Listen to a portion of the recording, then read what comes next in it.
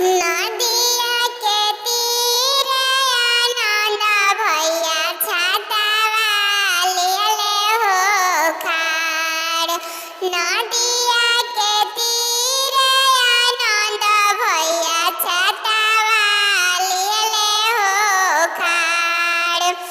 ताई तरका जल हो बहिनी रोदाना हो पासार।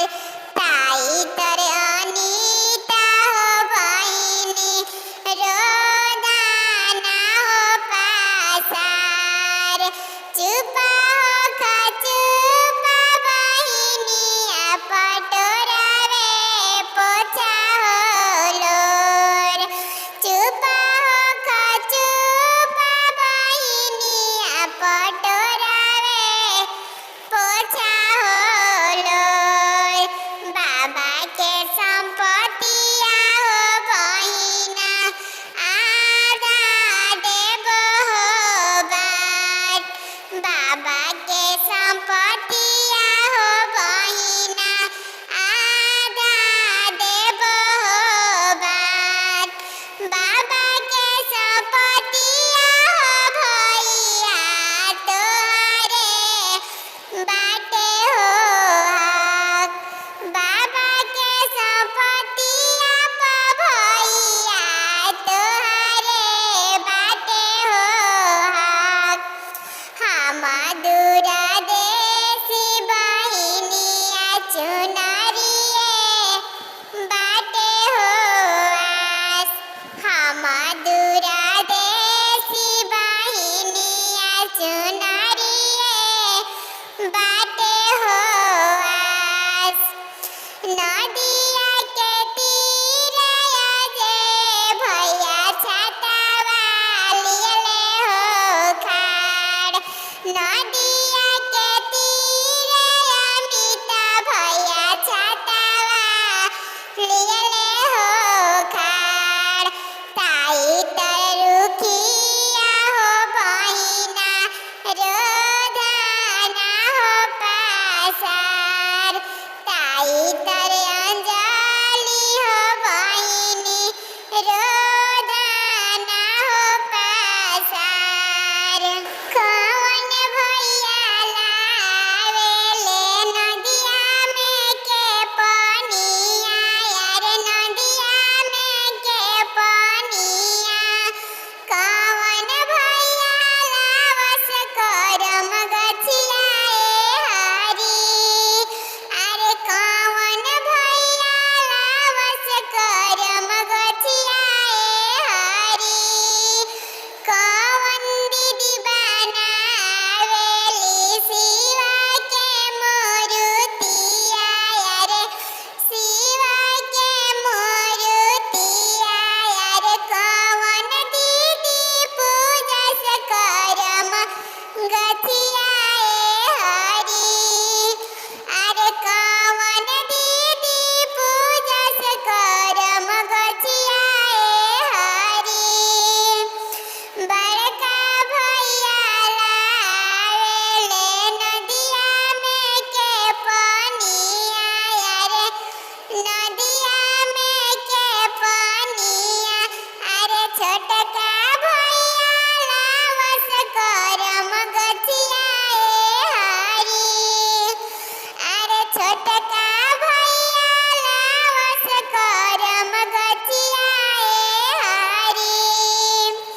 बड़का दीदी पूजली शिवा के मूर्तिया यार शिवा के मूर्तिया यार। छोटकी दीदी लिपस आंगन घरवा ए हरी। अरे छोटकी दीदी लिपस आंगन घरवा ए हरी। हम बहिनी करेनी जा भैया ला बरतिया यार भैया ला परबिया। अरे जुगा जुगा जिया आनंद भैया ए हरी। अरे जुगा जुगा